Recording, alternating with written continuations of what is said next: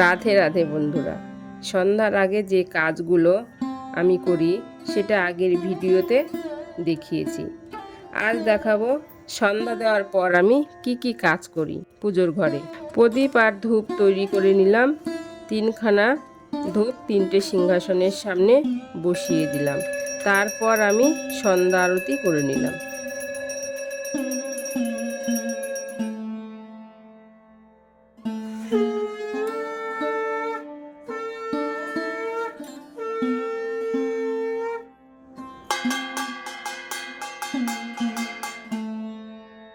সন্ধ্যা আরতি হয়ে গেলে ঠাকুর ঘরে প্রণাম করে তারপর প্রদীপ ধূপকাঠি নিয়ে তুলসী মহারানীকে সন্ধ্যা আরতি করে নিলাম।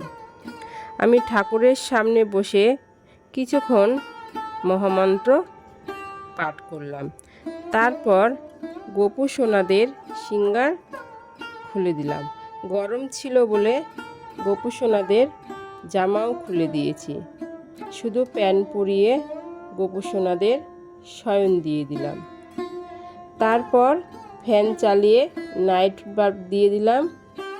বন্ধুরা, আমি যে থালাতে গোপু সোনাদের সিঙ্গারগুলো খুলে রাখলাম বা জামাগুলো খুলে রাখলাম, সেই থালাটা আমি মেলা থেকে নিয়েছি গোপু সোনাদের এই সাজগোজগুলো রাখার জন্যই। ঠিক আছে বন্ধুরা, তোমাদের যদি আমার এই ভিডিওগুলো ভালো লেগে থাকে তাহলে লাইক, কমেন্ট, শেয়ার, ফলো করে পাশে থেকো। রাধে রাধে।